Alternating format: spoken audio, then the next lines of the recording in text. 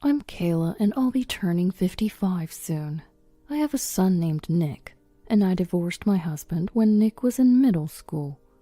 The reason was my husband's infidelity. Since then, it's just been Nick and I, but now he's married and I live with him and his wife. My daughter-in-law, Nora, is a very beautiful woman. Initially, I had a very good impression of her, but after living together, her true colors showed. She stays at home as a homemaker, but she doesn't do anything that resembles homemaking. She leaves everything to me, and if I ever ask for help, she turns vicious, which is hard to imagine, given her pretty face, and I've often been on the receiving end of her abuse. I wouldn't mind as much if I were just a homemaker, but since I work, there are days when I'm so tired that I wish for help.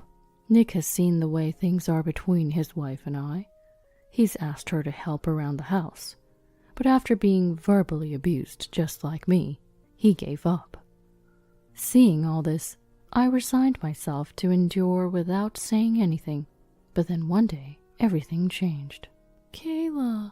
As the summer passed and the weather began to cool, I had a day off from work and was at home when I heard Nora's voice calling me. Usually it sounded sarcastic, but that day it seemed frail.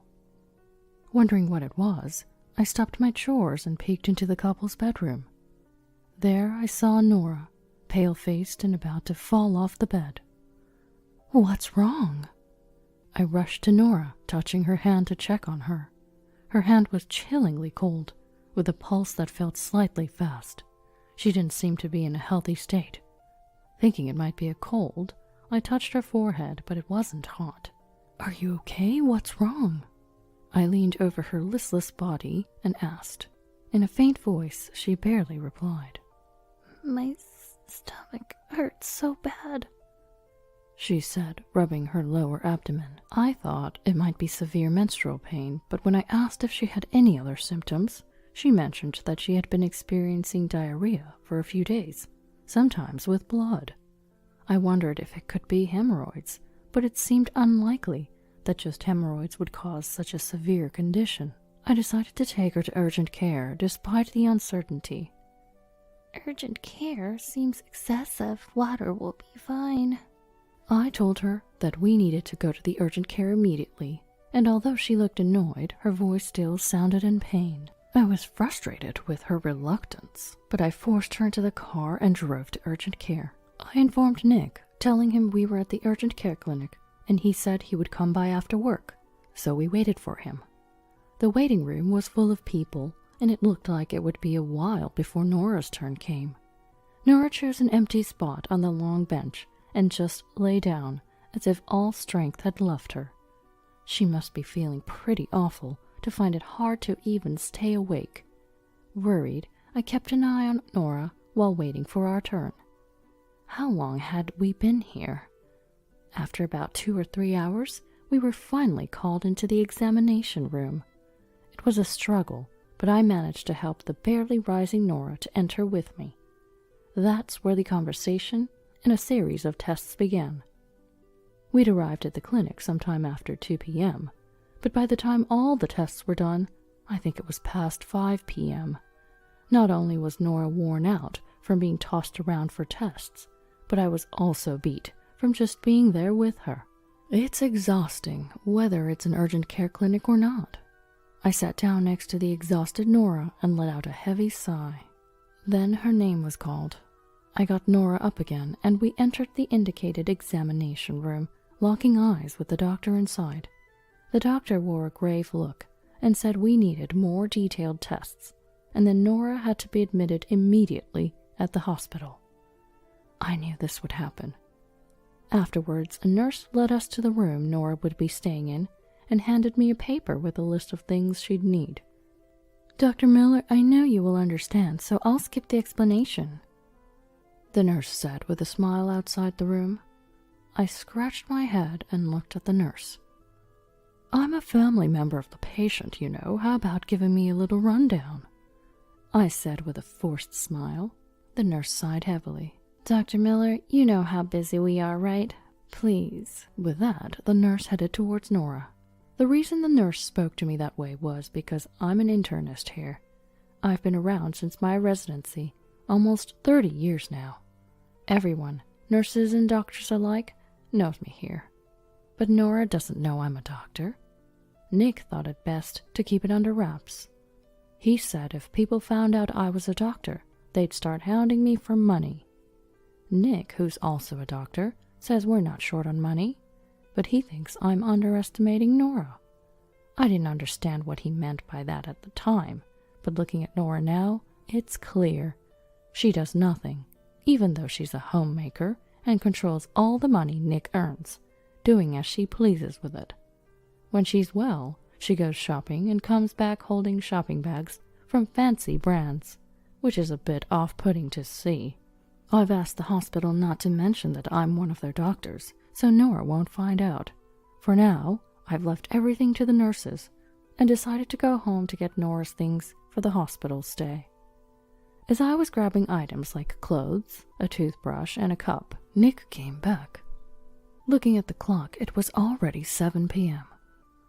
"I'm home," he said. "Oh, didn't you stop by the hospital?" I asked, thinking he wouldn't be home this early if he had.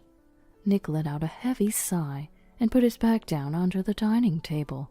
"I called as I was heading there, but she told me there's nothing I can do. Instead, she told me to go buy sweets, and while I'm at it, pick up her things from the house." He recounted with a wry smile.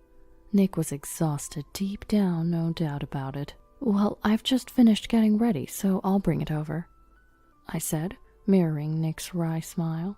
With that, we set off again for the hospital, where Nora was admitted.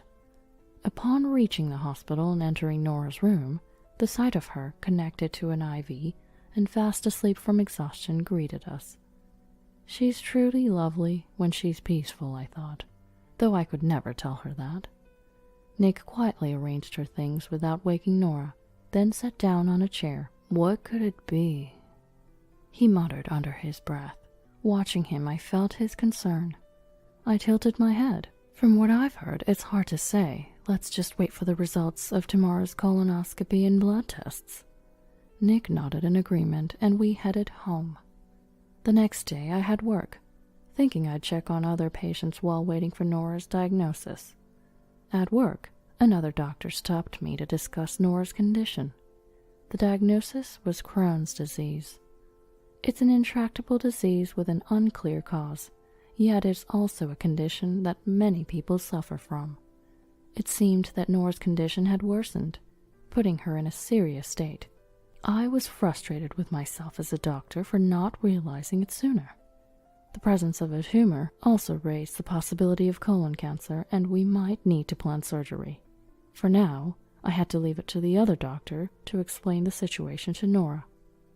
After finishing my shift and changing, I couldn't shake my concern for Nora, so I headed to her room, out of my white coat. Inside, I found Nora's mother, Victoria, talking to her.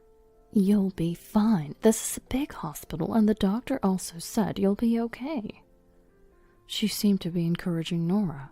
I waited for a pause before entering the room. "Nora, how are you feeling?" Victoria noticed me enter and turned my way, her face swiftly turning into a scowl. I was taken aback and stopped in my tracks. "You, living under the same roof and not noticing my daughter's condition? Nick's a doctor, isn't he? You've both been so useless." She lashed out. Her words struck a nerve, but I found myself speechless. Her face turned beet red with her breaths heavy, seeming on the verge of jumping at me. "Seriously, the least you could do, since you hardly work, is quit your job and devote yourself to Nora." When Victoria noticed my silence, she raised her voice again. "Even if you don't know about my job, nobody has the right to say such things," I thought, feeling a bit offended. But I realized that arguing wouldn't solve anything, especially not in front of a sick person. I simply apologized to Victoria and turned my attention to Nora. Nora seemed to be in a better condition than yesterday. At least her complexion was not poor. However, she looked at me with displeasure. "You seem much better than yesterday," I said with a smile as I approached her, but Nora turned her face away. Ugh, seeing your face, Gayla, is making me feel sick. Yeah, nobody likes a meager older lady around. Let's send her home. It was clear they didn't care for me at all. Victoria, trying to soothe Nora, who looked ready to curse me out, made me stop approaching any further. I'm sorry, then. I'll be leaving now.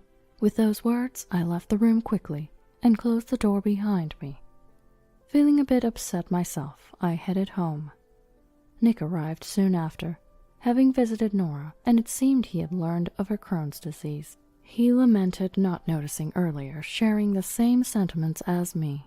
There's nothing we can do about it now. Let's focus on treatment and support her as much as we can, I said to Nick, trying to lift his spirits. He nodded quietly. Yeah, though he seemed unconvinced. Nora began treatment that day, but for some reason, she didn't agree to surgery, opting for medication instead. The doctor mentioned the tumor was rather large and recommended immediate surgery, but she was adamant about not undergoing the procedure. So they turned to me for persuasion, but someone who seldom heeds my advice is unlikely to start now. Despite my hesitation, I've decided to visit Nora again after work. Nora, may I come in? I knocked on the hospital room door and called out to Nora, but there was no answer. After waiting a few seconds, I opened the door slowly and saw Nora watching TV. How are you feeling? I sat down in the chair next to her and asked. Nora didn't look at me or say a word, just kept watching the TV. Wondering what to do next, I continued the conversation. I spoke with your doctor earlier. They say you're refusing surgery? They seem to think it's urgent. Is there a reason you don't want it? It's none of your business. I expected such a response. I could back down, but as a doctor, and as Nick's mother, I couldn't. Don't say that, let's just talk about it. Nora sighed heavily and turned off the TV. She didn't look at me, but stared outside instead. They said it would cost over $30,000, including the hospital stay, so I just thought it was impossible. $30,000?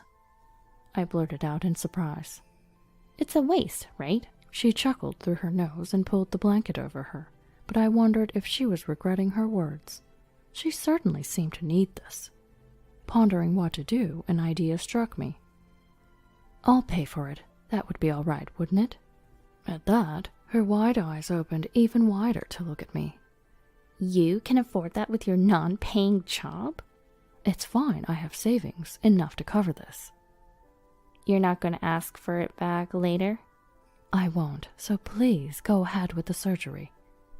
I realized I must not have her trust, but this was no time to dwell on that.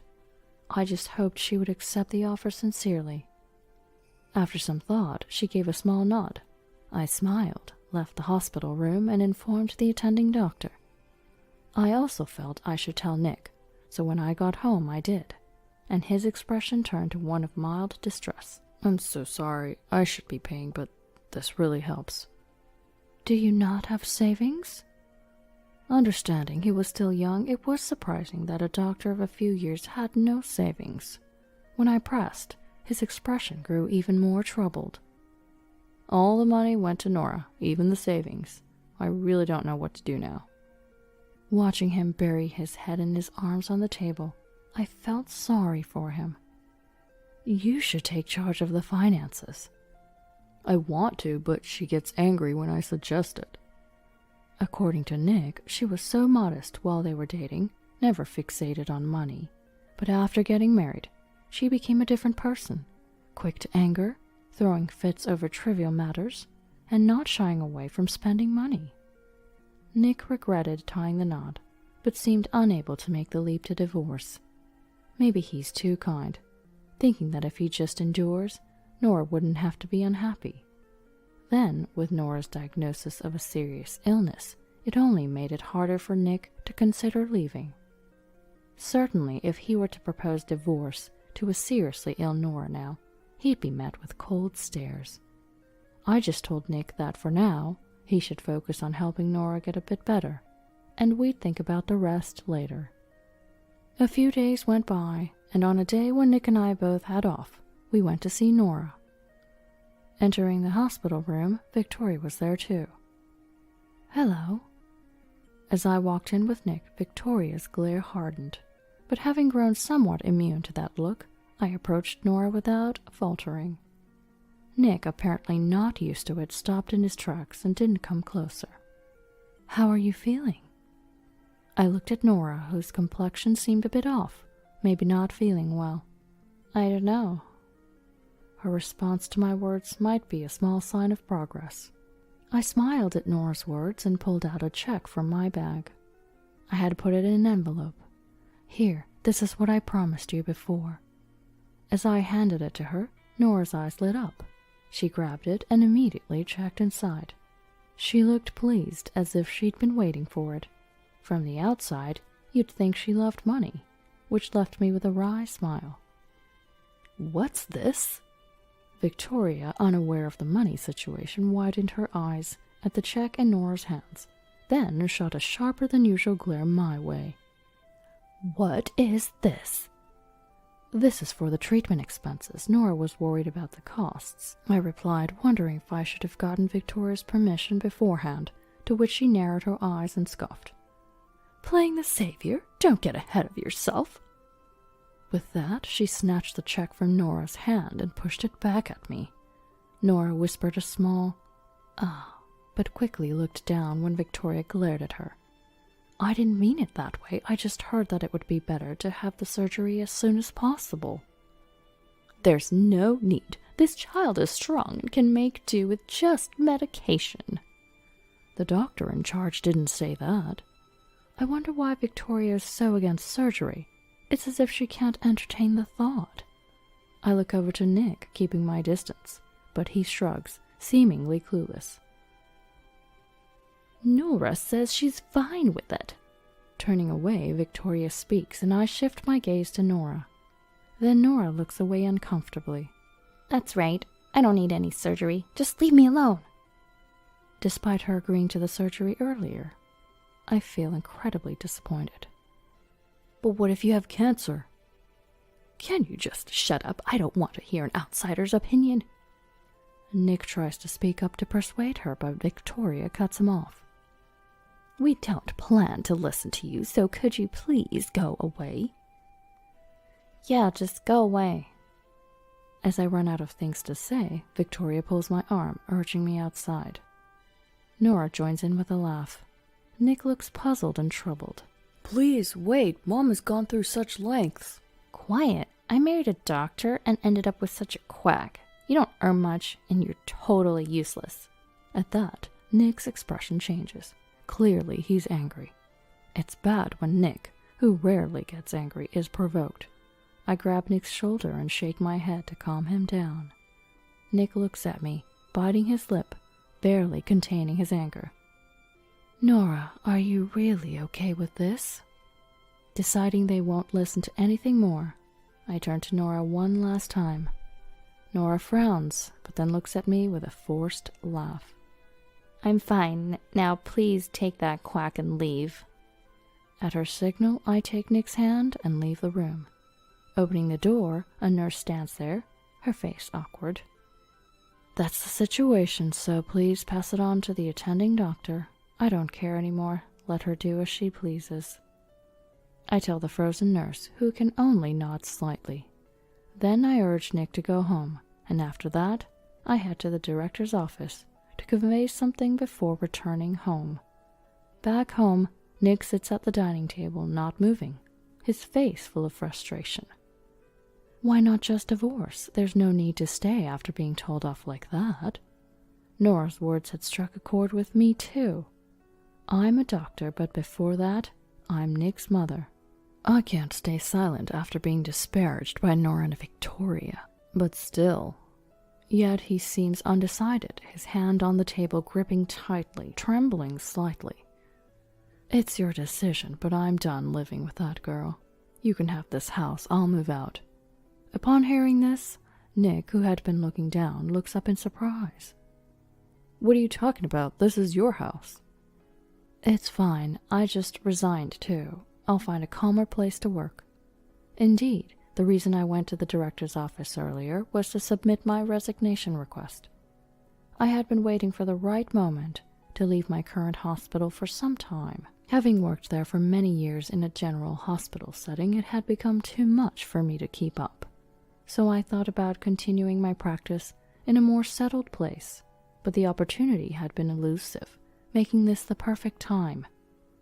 Wait a second, you can't just decide that so easily. It must have been sudden for Nick. I smiled at Nick, who looked anxious. It's something I've thought about for a long time. It's okay. It's the right moment. At that, Nick seemed to be at a loss for words, looking down again. Without saying anything more to Nick, I went into my room, checked online for a property in the area that I thought was good, and started preparing. Months later, as I told Nick, I moved away from the place I had lived before, relocating to a much more rural area. I managed to fit in with the community and am working as a doctor in a small hospital. And now, Nick lives with me. He had divorced Nora, sold his house, and moved down here. From what I heard, Nick spent some time with Nora, trying to convince her to get treatment. But whether it was because of Victoria or not, she never had the surgery, and her condition just worsened. But she still had the energy to berate Nick, and seeing that she never changed, Nick grew tired of it, especially when Victoria started demanding alimony, blaming him for Nora's condition, calling him a quack. Those words led Nick to decide to leave Nora. He offered alimony in exchange for a divorce, and although Victoria was against it, Nora agreed, and they divorced rather swiftly. Later, Nick heard that Nora's condition was indeed a malignant tumor, progressing rapidly due to her youth, advancing to the terminal stage. Victoria begged the doctor to do something, but was told it was hopeless and that she won't live much longer, which she tearfully relayed to Nick over the phone. Nora also reached out to Nick for help, but since she had refused it when it mattered, he did not respond. It may seem heartless, but this was a consequence of their own making. Nick was down for a while, wondering if it was his fault, but as time passed, he found peace and is now working diligently at a new hospital. I sometimes think of Nora, but now there is nothing I can do. I just hope she can spend what time she has left in happiness. We're able to live because of the hard work of our farmers. I insist to my soon-to-be father-in-law, but my words fall on deaf ears. He mocks farming as a job that's not profitable. He even laughs, challenging me to show him the life of a farmer. Fine, let him see my family farm. He'll regret his words soon enough. My name is Henry. I used to work in sales, but when my dad's health deteriorated, I took over the family farm. I'm the second son, but my elder brother moved overseas for work. That left me as the only one to continue the family business. I have a sweet and strong-willed fiancé. I fell head over heels for Ellie the moment I saw her working at our regular cafe, and that's how our relationship started. 2 years into dating, she accepted my marriage proposal. So here I am, about to meet Ellie's parents. Gosh, I'm nervous, I mutter, looking up at the luxurious high-rise where Ellie's parents live. Don't worry, Henry. I've already talked to my mom about you. But my dad, well, that's another story. I've heard her father is a stern man who owns a few restaurants. As nervous as I was, I go in and greet them. To my relief, both warmly welcome me. Sorry though, we haven't been able to sync our schedules because of my busy work, the father-in-law began, then started elaborating on how well his company was doing. Henry, I hear you're the top performer in sales. You must be making good money, right? Do you have plans on where you want to live in the future? How about moving into this high-rise condo? All I could do was force a smile at the rapid-fire questions. You're being rude to Henry. said the mother-in-law as she served the tea. "Thank you. This tea is quite good." The delicious flavor helped ease my tension. "Oh, I'm glad you like it. My brother grows the tea leaves. Our family home has a tea plantation, and they always send us the fresh tea." The conversation took a lively turn as my mother-in-law and I chatted about the tea. My father-in-law then huffed and said, "A tea plantation, how antiquated. Few households drink tea these days. I wonder when your family home will go out of business." His disparaging remark about her family home left my mother-in-law looking downcast. I had heard somewhere that tea plantations aren't as profitable as they used to be. It's labor-intensive work that requires skill and, above all, manpower. Still, seeing my mother-in-law so disheartened, I couldn't keep my mouth shut. We owe our livelihood to the farmers who work hard to produce our food. We're able to live thanks to the people who grow crops. The same is true for tea. I'm sure many people find comfort in the delicious taste of this tea. At my words, my father-in-law scowled.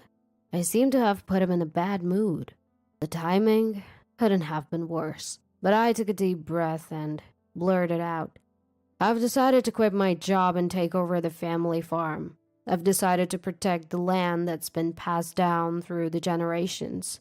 Ellie has accepted this, so please, support us in the future."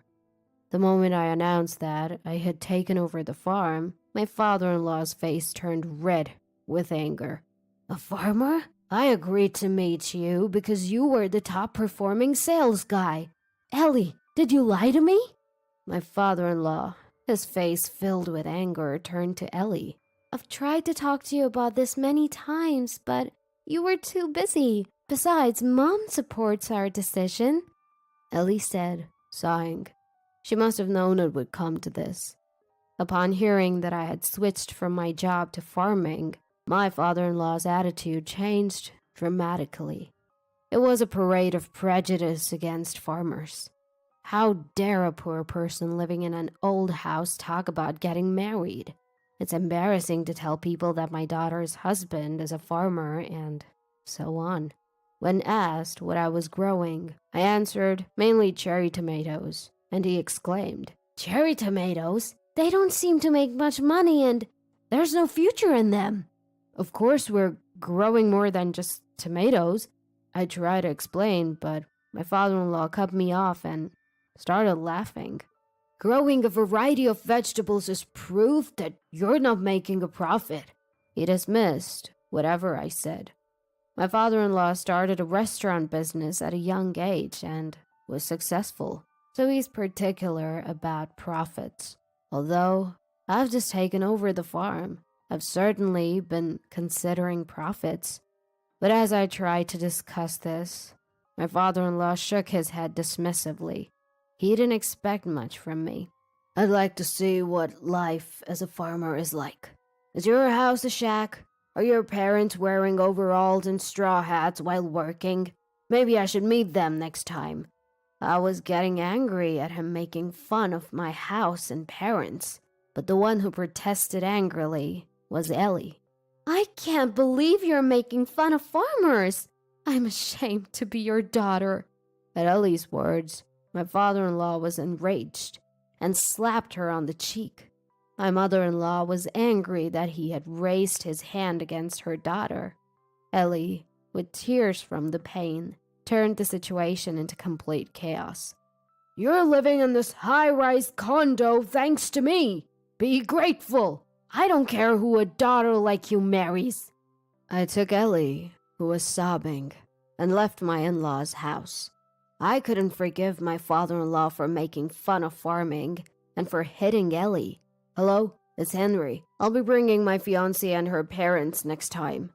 I called my father and reported every word of my father-in-law's remarks. "He runs restaurants, doesn't he? What's the name of it?" he asked, so I told him my father-in-law's name and the name of the restaurants he runs. "I have an idea, so wait for me." I asked what he meant by an idea, but he said he was still uncertain and hung up the phone. After a while, my father called back. After hearing from my father, I immediately went to meet some people. Later, Ellie and I went to greet my mother-in-law again. She apologized for my father-in-law's arrogant attitude. He had apparently become arrogant since his restaurant business took off. He moved into a high-rise condo to show off to people around him and began to look down on those who earned less than him. It was a daily occurrence for him to ridicule her family's tea farm. His affairs with women were not hidden, and he did as he pleased, according to my mother-in-law. She said she endured it all for her daughter. I don't want to cause trouble for Ellie and Henry by getting a divorce. My mother-in-law is a kind person who thinks of Ellie and me.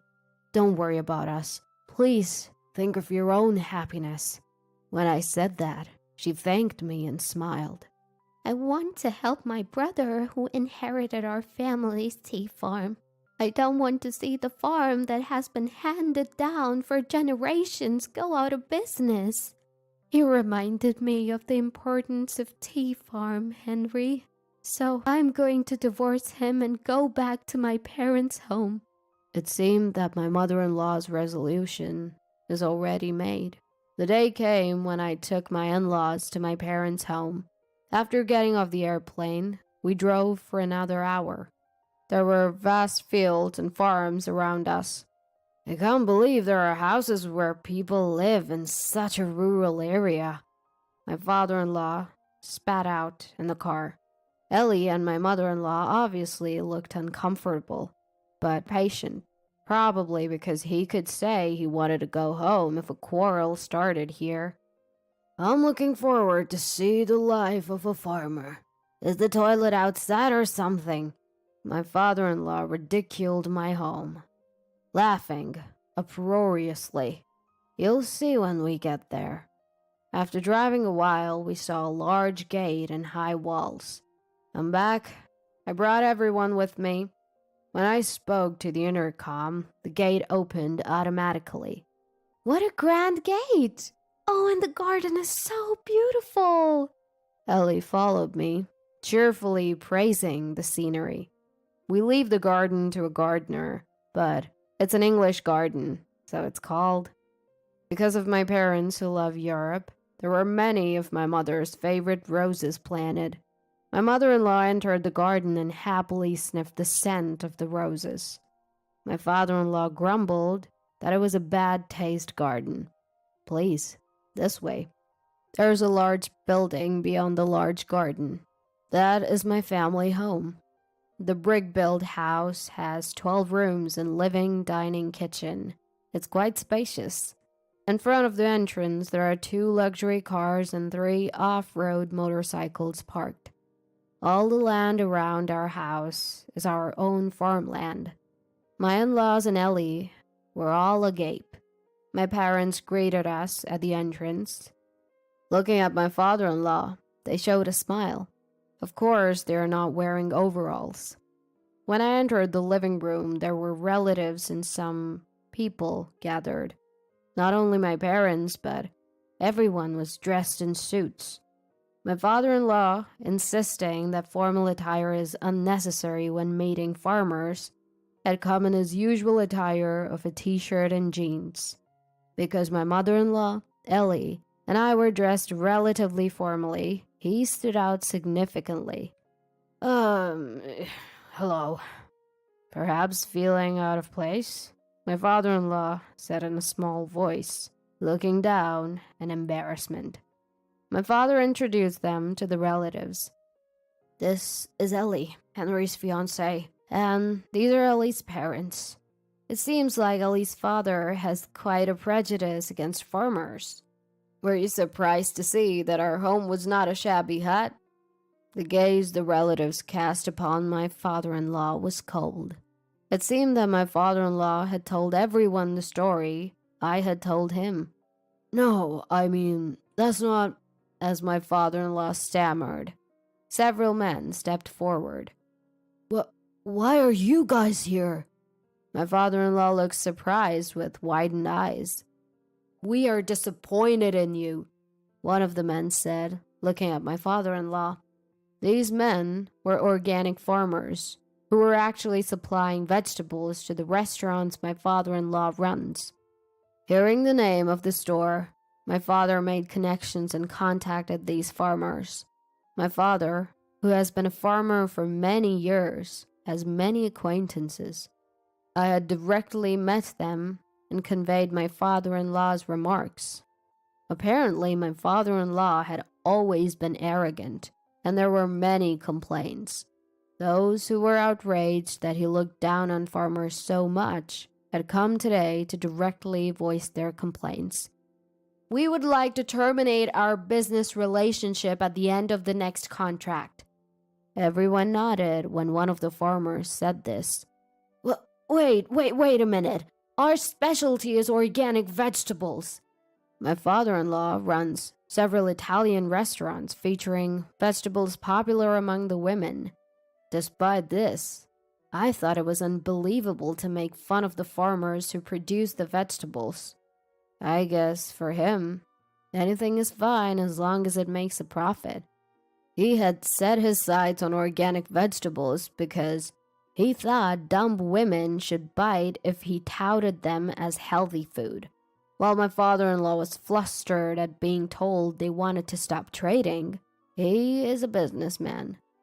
He seemed to think that the farmers would also be in trouble if the contract ends. Are you sure about this? You're gonna lose your income, you know."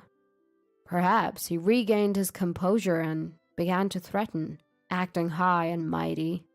"Don't worry about that," I interjected, anticipating that my father-in-law would say something like this. The farmers had said they wanted to quit dealing with my father-in-law's company, but they would be in trouble if their source of income decreased. Through my sales job, I had made connections with so many people in various industries. Among them were many restaurant owners and food manufacturers. Even if they extended the deal with my father-in-law, I had introduced them to the next place they could do business, so they wouldn't be in trouble. When I told this fact, my father-in-law visibly started trembling. What am I supposed to do if I can't get vegetables?" To my father-in-law, who held his head in his hands, my father said this. "Why not ask Henry? We also grow organic vegetables." Despite the ridicule from my father-in-law, we had started focusing on organic farming in our fields, including cherry tomatoes. As a result of repeated improvement in the variety, we were able to harvest quite sweet vegetables. We even had several invitations from companies wanting to contract with us. My father-in-law quickly turned to me, but I just smiled and said, "Of course, we refuse to do business."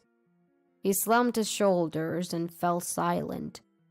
Next to the quietened father-in-law, my mother-in-law and our parents were having a lively conversation.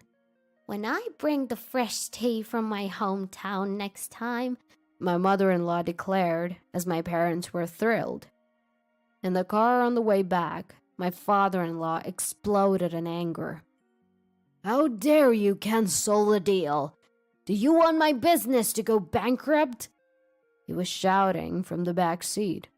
Frankly, I couldn't care less about what happens to his restaurants. "And you, as my wife, not even defending me. This is why I hate country women."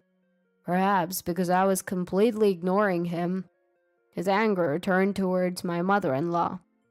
"Sure, you prefer city women, right? Your current favorite is Mary, isn't it?" When my mother-in-law calmly started talking, the car fell silent. "Henry paid to hire a detective. You didn't hide it at all, so the evidence was easy to obtain. Please take care of the divorce documents and the alimony payments." My father-in-law turned pale at her words. "Divorce? What are you saying? How do you plan to survive without my earnings? She told him she planned to work on the tea farm her brother inherited after the divorce.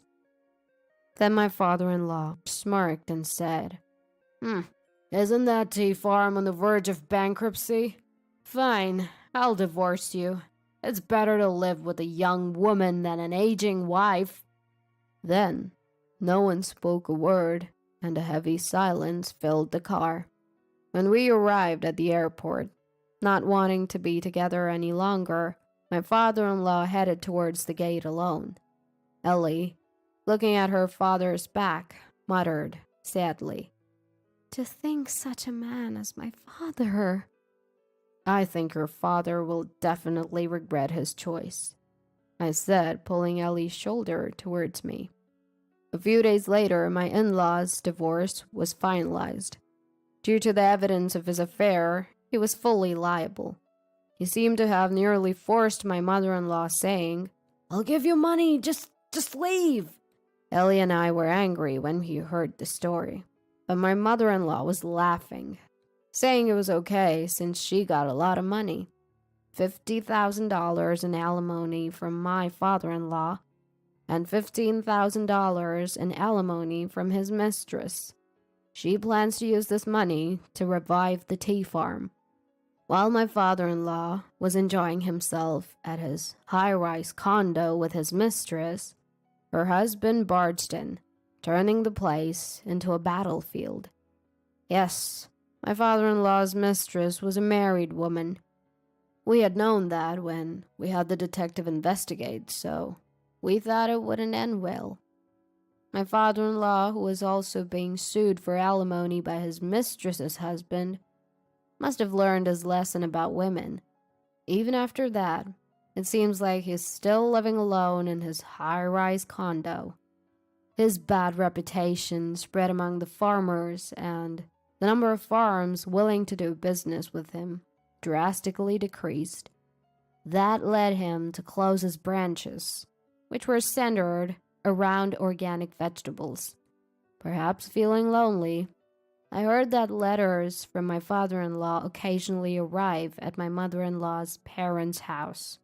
The content is pathetic, asking her to come back because he's lonely. At first, my mother-in-law was reading the letters, but now she says she just throws them away without opening them. Once he called, she cut him off, saying, "If you're lonely, why don't you move out of the high rise?" We laughed when we heard that from her.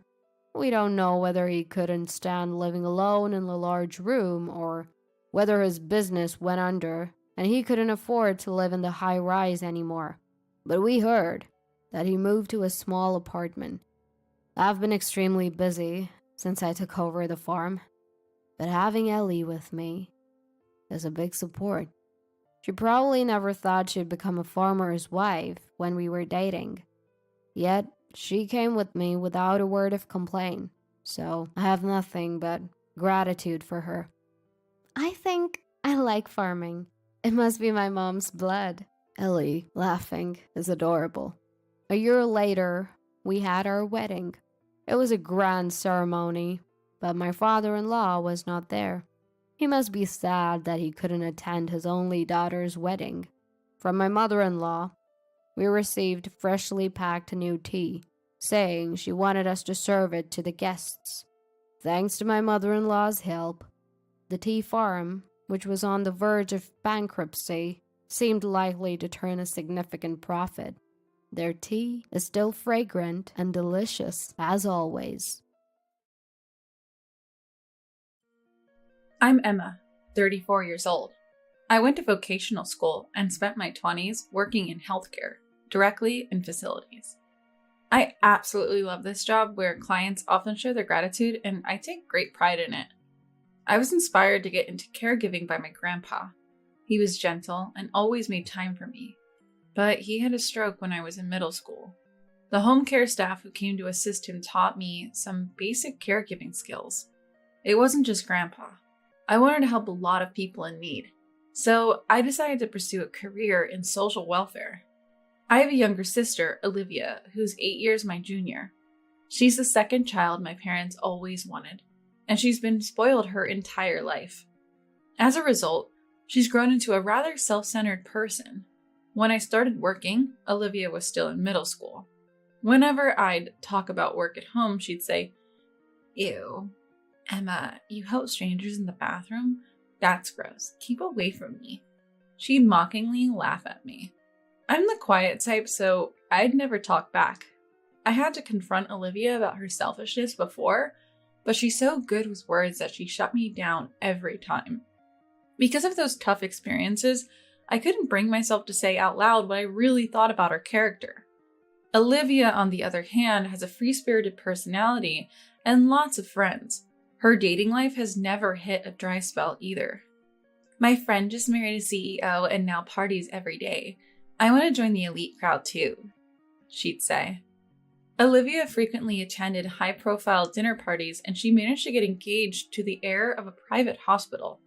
Ironically, this hospital is where I work, and her fiancé, Derek, is an acquaintance of mine. Olivia, uninterested in my life, probably has no idea. I've also kept mum about knowing Derek. "I've decided to get engaged to Olivia. She's just like you. Emma, such a great person." Derek shared his engagement news with me, making me feel quite conflicted. I can't help but think Olivia is putting on a front for him. Though I had my concerns about Derek, if they love each other, there's nothing to be done but wish them well. It seems the wedding will be a grand affair, just as Olivia desires. "I'm planning a surprise to dazzle Olivia on the big day," Derek confided in me. I told him I'd help out in any way I could. It's their moment to shine after all. Time to get new dresses and shoes ready for the wedding. As her sister, I even splurged on an expensive necklace I'd never normally buy, just to make sure she wouldn't be embarrassed by me.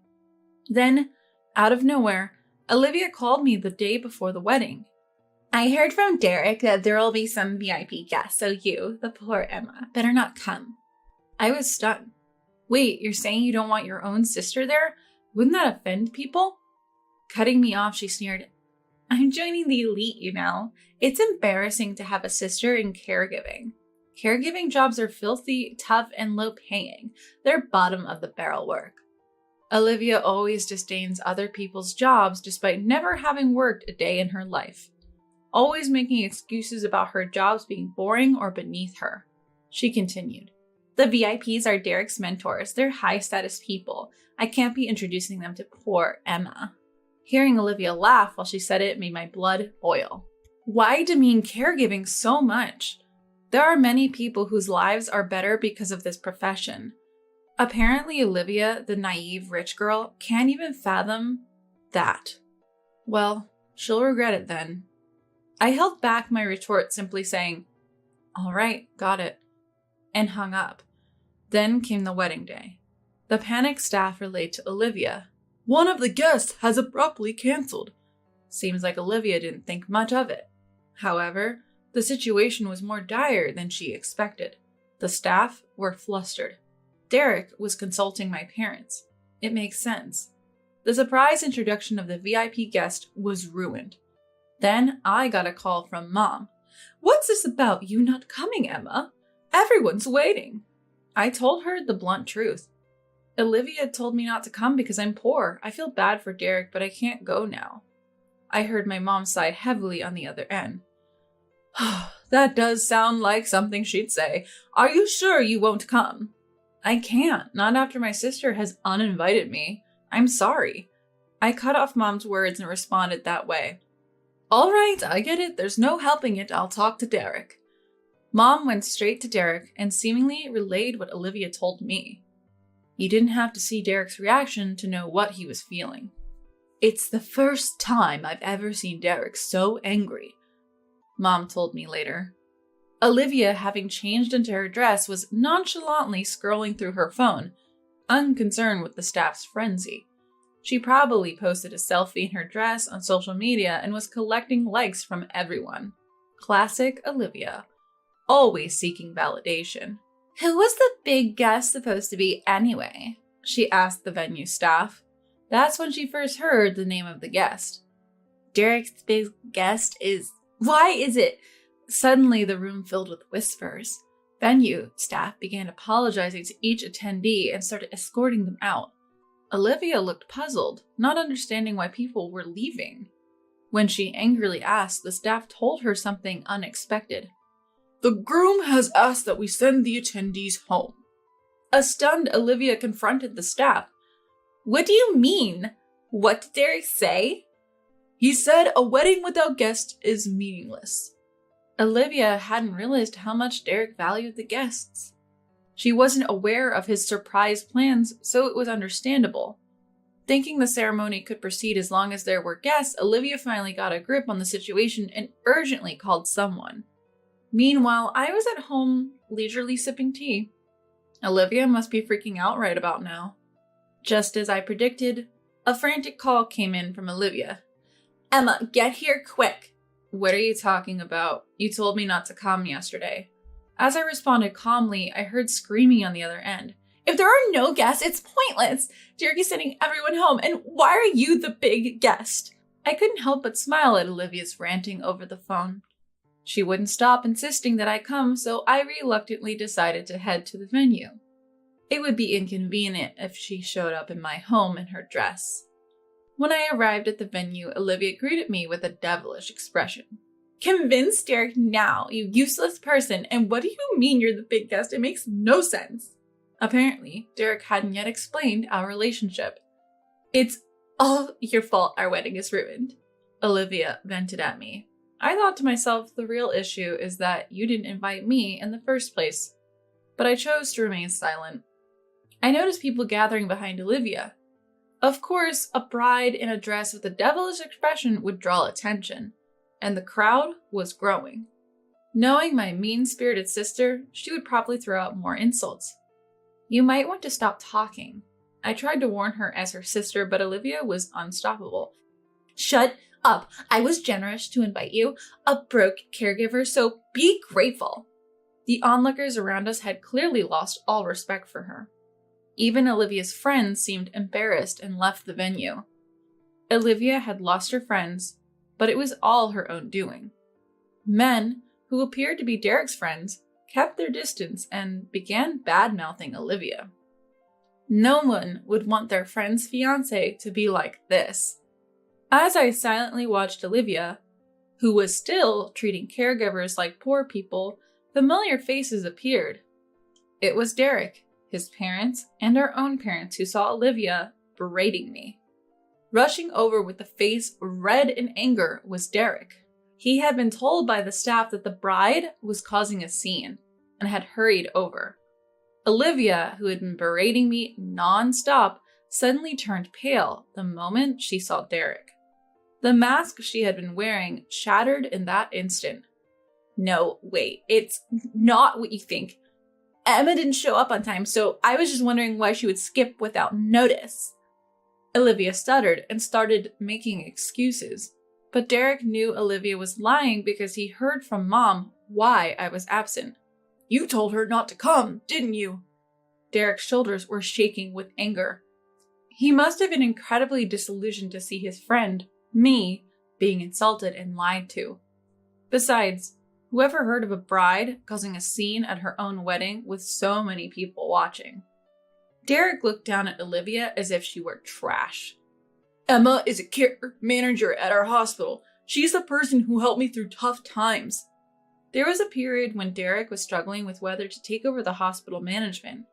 He often said he couldn't become the head of the hospital because he wasn't getting along with veteran doctors. Seeing Derek down, I stepped in to help mediate relationships. I'd often encourage him, saying he'd do just fine when he was feeling low and lacking confidence. He still thanks me for that and calls me his benefactor. Derek is diligent and has been studying hard to take over the hospital. I've been giving him various tips from my perspective as a care manager. Before we knew it, we had become like siblings who could consult each other about anything. I said she was a big guest because I wanted to surprise you, Olivia. It was supposed to be a special appearance by Emma. Derek thought Olivia would be thrilled to find out her sister was also her fiancé's mentor. But what he actually saw was Olivia berating me. Derek must have already made up his mind. His angry face turned serious and he said, "I can clearly see now that you look down on welfare workers. You seem to have told Emma to skip the ceremony because she's poor. I don't want to marry a woman like that. I've already decided to call off the engagement, which is why I was sending guests home." Olivia was at a loss for words. She was desperately trying to persuade him not to cancel the wedding now. But Derek wasn't the only one who was angry after hearing our exchange. Derek's dad, the hospital director, was also furious. "I can't tolerate anyone who disrespects our staff on the front lines. My wife and I are both against this marriage." The director speaks in a firm tone. He not only focuses on medical care, but also on elder care, treating his staff with kindness. It was the first time anyone had seen the usually gentle director get angry. Derek's mom used to be a homemaker, but now volunteers at a senior care facility. She, too, is visibly angry, perhaps because of her close relationship with the caregiving staff. Olivia, disapproved of by both her fiancé and his parents, is visibly shaken. Then she turns her pleading eyes towards me. "Emma, what I said earlier was just a joke. You understand me, right?" She probably thought if Derek and I were close, I could convince him. But I'm sure she also thinks I'd listen because she's always looked down on me. It's clear what my shallow sister is thinking. Facing Olivia, I smile sarcastically and say, "It's too late for apologies. You made your bed, now lie in it. I have no intention of convincing Derek." At this change in me, Olivia is both surprised and dumbfounded. Derek is like a brother to me. If he's decided to break off the engagement, I will respect his decision. I'm actually relieved he came to his senses. "You wouldn't say that, Emma. Mom and Dad are on my side, right?" Realizing I won't help her, Olivia glances at our parents. Noticing this, I say to my parents, who had been looking down in shame, "If you spoil Olivia here, she'll just make the same mistakes." Both Mom and Dad nod quietly. Our parents often complain to me that they might have raised Olivia wrong. Though usually lenient with their youngest, they seem ready to change their approach to Olivia. "We apologize for causing you discomfort. It's our fault for spoiling Olivia. We respect Derek's decision and agree to end the engagement." With no one on her side, Olivia collapses to her knees. And so, the engagement between Olivia and Derek comes to an end. The wedding was initially going to be fully funded by Derek and his parents. We'll cover the cancellation fees, as our parents have offered to help. Given that we were planning a lavish wedding, the amount will be substantial. Olivia still seemed to think our parents would bail her out. Even after hearing the sum, she acted as if it didn't concern her. Derek, who initiated the break, suggested they split the fee. Mom, who had been discussing the amount, says, "Olivia, you'll have to pay this back, even if it takes a lifetime. Neither we nor Emma will provide any financial assistance." Caught off guard, Olivia starts to panic and cry. She's unemployed and has never held a job for long. Without a stable work history, she'd likely get turned down even if she did apply for jobs. Unable to find work and claiming she can't pay, I found her a job. The job was in elder care, the very field Olivia had been mocking. "It's the perfect place for you to straighten up," I tell her. I take her to a senior care facility run by a strict, seasoned staff. As she's my sister, please feel free to train her rigorously, I say. We had told the veteran in advance about Olivia's situation. She doesn't have a caregiving license, so she'd start at minimum wage, and no matter how hard she works, she'll initially bring home just a bit over $1,000. That money will go entirely toward paying off the wedding venue's cancellation fees. Olivia can't rely on her parents for spending money anymore, so her days of extravagant fun are over. She's drifted away from her friends and seems to be shuttling just between home and work. She's had to sell off her designer items that she used to get as gifts from her parents and boyfriend because she's short on cash. Even then, it will likely take her years to pay off the full amount. Who would have thought Olivia, who used to look down on caregiving as a dirty job, would end up doing tasks like toilet assistance? Since then, it seems Olivia has been getting harshly scolded by the veteran every day and works while crying. Even after breaking off their engagement, Derek still cares for me as he always has. A few years later, he introduced me to his new girlfriend, saying he found someone truly kind this time. Seeing her smile, saying she fell for Derek's personality and not his status as an heir, I genuinely blessed their relationship, convinced they'd be happy. As for me, I continue my work as a care manager. I'm really grateful you're here. Thank you. Today, like every day, I'm thanked by the people I serve, and it makes me appreciate the worthiness of my job. Wouldn't it be nice to practice taking care of each other in our old age by doing household chores? And also practice for when you have kids by looking after them. It's a win-win, right? Susie, my mother-in-law glares at me as if to say, "What's your problem?" In the background, my sister-in-law's husband and my father-in-law Raymond are already assembling a crib without asking. Right before my eyes, preparations for moving in together are rapidly underway. My husband, looking amused, meets my stern gaze. My name is Miranda. I live with my husband, Michael. We met through work and started dating. I was always busy with work, so I didn't have any other opportunities to meet people. Michael told me he liked me from the moment we met, but I initially thought of him as just a business contact. So when he first asked me out, I was genuinely surprised. Although I wasn't initially interested in Michael, I was in my late 20s, and with a little push from friends, I decided to give dating him a try. Both of us had little experience in love, so it was an awkward date. But spending time with Michael was genuinely enjoyable. Fast forward about 3 years, and Michael and I decided to get married.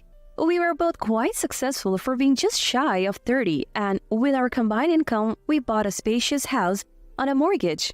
My dream was to raise a family and have a dog here with Michael. I thought Michael felt the same way. At least that's what I thought when we first moved into the house. But about 6 months after getting married, I realized Michael no longer shared that dream. My sister-in-law Elsie got pregnant. Elsie lived nearby and would occasionally visit, but her visits increased significantly after her pregnancy. She would often show up unannounced, and I was even shocked to find her sitting at our front door after a shopping trip. When I found her, she angrily said, "How could you leave a pregnant woman waiting outside?" But I had no idea she was coming. I was already juggling a hectic life, balancing work and household chores, and adding Elsie to the mix made it unbearable. She would show up early in the morning saying, "Our washing machine is acting up, so I thought I'd bring my laundry for you to do," or come over at home with her husband and say, "We're hungry, feed us." I was at my wit's end with Elsie and consulted Michael, but he just said, "What's the big deal? Elsie is my sister and she's your sister-in-law. It's natural for her to visit." He took no action. I realized nothing would change unless I took action, so I finally told Elsie, "This is becoming a problem." I asked her to stop burdening me with chores in the early morning and to quit timing her dinner visits for when I get off work. Then Elsie left in tears, and who shows up but Raymond and Susie. We live near my in-laws because Michael suggested it would be convenient for when we have kids. That decision backfired as Raymond and Susie came over for what seemed like retaliation for how Elsie was treated. I was made to sit on the floor and was berated for being a terrible woman. I already knew these two didn't like me much. They were kind to me before we got married, but their attitude changed when I said I would continue working after marriage. They held old-fashioned views that a woman should stay home after marriage. They also cared a lot about appearances and lectured me multiple times about how my working might make people think Michael doesn't earn enough. I didn't quit my job, so they started disliking me. I had reservations about building a house near them, but they're important to Michael. I thought their attitude might soften when they have grandchildren, so I went ahead with it. Big mistake. They scolded me for over an hour, saying it was terrible not to help Elsie, who's pregnant. "What if something happens to the baby?" they said, and then demanded drinks when they were tired from their lecture. Even the coffee I made was criticized as being bad and bitter after they left. I was so frustrated that I cried. I even told Michael, "If Raymond and Susie are going to be involved, I want a divorce." Michael was shocked by the word divorce, but seeing me cry, he comforted me saying, I didn't know you were feeling so cornered. he promised to talk to his parents, and a week later, Elsie's baby was born. It was a cute girl, and both Michael and I melted when we saw the pictures. A week later, when I was idly thinking about wanting a child with Michael, Elsie showed up at our house, and she didn't come alone. She brought her husband, Raymond, and Susie, cheerfully announcing, "We're here!" As I stood confused, Elsie's husband walked in carrying large bags and said, We'll be counting on you from today. What? I was confused, but Elsie's husband and Raymond were carrying a lot of luggage into our house from the car they had parked in front of our house. What's going on? When I asked Susie, who was sorting through the items in the entranceway, what was going on, she snapped at me. "Why don't you help out? You're so clueless." Still not understanding, I went to the living room, followed by Raymond and Elsie's husband carrying something large. Elsie directed them to place it near the living room window. What they pulled out of the box was a crib. "Michael, what's going on? What is this?" It's a surprise. "A surprise?" Look, Miranda, you've been having a hard time with Dad and Mom, right? I thought if we all lived together, you would see how great they are and get along. "What are you talking about?" I frowned at Michael's behavior. Michael was still smiling, thinking he had done something good for me. As I took a deep breath to complain, Elsie, holding her baby, glared at me and said, "What's your problem? We're family. There's no issue with us living together." "So as family, Elsie will help with the household chores like I do?" "Of course not. I have a baby to take care of, and I just gave birth a week ago. You really need to think before you speak." "That's right. Besides, this living arrangement is also for your own benefit, Miranda." Before Susie knew it, she had wandered into the living room and seemed to have heard what Elsie was saying. Agreeing to Elsie's baffling remarks, Susie started to say even more incomprehensible things. "Miranda, we'll have to take care of each other in our old age, and if a child comes along, we'll naturally have to raise it. That's why we agreed to Michael's suggestion to live together as practice for all that." What? "So we'll practice taking care of the house for our future and also practice childcare for when you have kids. Isn't that great?" No matter how many times I heard it, the response would likely be the same. I was stunned for a moment, then shot Michael, the root cause of this mess, a piercing glare. Michael just smiled and said, Miranda must be happy too, right? I felt a chill, thinking that this man might not understand his wife's feelings or anyone else's. For that matter, he must have noticed my displeasure. Suddenly, Michael's mood soured, realizing his surprise had failed. What's the matter? You don't like it? Well, Dad, Mom, and Elsie have all decided to live here. If you don't like it, you can leave. I couldn't take it anymore. I quietly headed to the bedroom and grabbed the divorce papers I had hidden in the bedside drawer. I had prepared these papers when I previously discussed issues with Michael. I never thought I would actually use them, but their time has come. I returned to the living room and handed Michael the divorce papers. "I'm leaving." I calmly made my declaration and began to prepare to leave, pulling out a large suitcase I had stored in the closet. At first, Michael was saying things like, Why? I did this for you, Miranda. But when he saw I was ignoring him, he filled in the blanks on the divorce papers and handed them back to me without a word. I took them silently and put them in my bag. While I was packing, Raymond, Susie, and Elsie mocked me, saying, "Did Michael dump you?" But the truth is, I'm the one who's leaving him. The ones who would be in trouble once I left were definitely Michael and his family.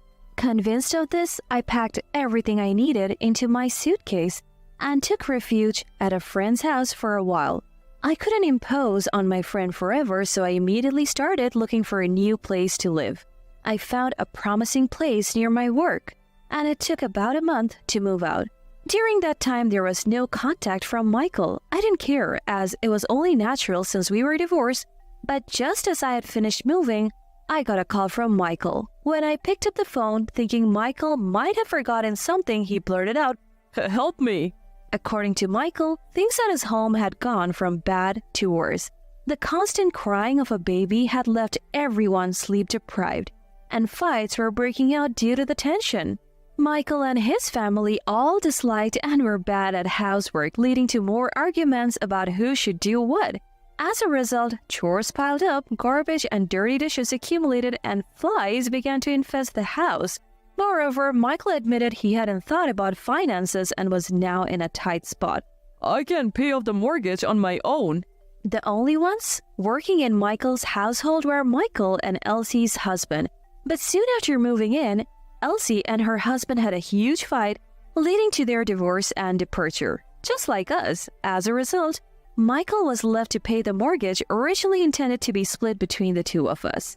Supporting Raymond, Susie, Elsie, and Elsie's baby while paying off the mortgage would be tough. I was surprised to hear about Elsie's husband leaving, but I had always known Michael would eventually struggle with the mortgage. Still, I couldn't forgive Michael for unilaterally deciding to live together and telling me to leave if I didn't like it. Where are you now? Things are really bad here. Dad and Mom are getting sick and Elsie isn't helping with anything. She even takes money from my wallet. Do you think calling me back will solve your problems? I don't understand why you think my return would fix anything. You're not just trying to use me as a housekeeper to lighten your load, are you? When I said this sarcastically, Michael fell silent. I wanted to live happily with you in that house. You're the one who ruined it. I don't need to see it to know you're struggling. With parents and a sister like that, it must be tough. But you chose this, so you'll have to deal with it. Dad, Mom, and Elsie are more than just selfish. It's fine. You said it yourself. Living together might make everyone get along. Michael had decided to move in together as a surprise to make me, Raymond, Susie, and Elsie get along. When I reminded him of this, he hesitated and said, "Well, anyway, we're divorced now, so it's none of my business. Good luck with the housework for your future caregiving and the childcare practice for when you have a new wife and kids." With that, I hung up and blocked Michael's number. I later heard about what happened to Michael and his family from a friend who had supported me during our marriage and provided a refuge during our divorce. This friend worked with Michael and had grown up in the same town, so they were in the loop. Michael continued to live in the house we had built, but the neighbors had a poor opinion of him.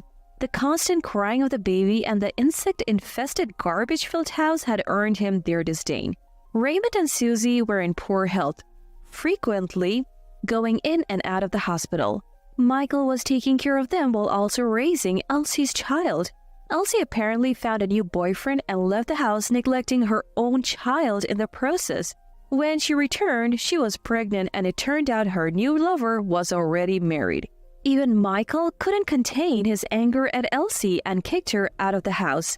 Elsie, who had been financially supporting her new boyfriend, was now in debt and working a demanding job that provided lodging just to make ends meet. While I was shocked at how far Michael's household had fallen, it felt like poetic justice. As for me, I also found a new love. But my boyfriend is a single man, not a married one. He's gentle and kind, and his occasional endearing blunders make him all the more lovable. He doesn't mind that I've been divorced and is willing to consider marriage at a pace that suits me, given my previous fears about it. So we decided to live together first and are now cohabiting in a new apartment. His parents are incredibly kind and have already decided to move into a care facility when they're older, so as not to be a burden on us. Our wish is not to trouble our children. If you and Miranda focus on your own happiness, that's all we could ask for," said my new mother-in-law, Sandra. Her words were so wonderful, I wished I could share them with Michael and his family. Recently, my boyfriend proposed to me, and we plan to get married in a few months. This time, I truly believe this marriage will lead to my happiness. My name is Maya.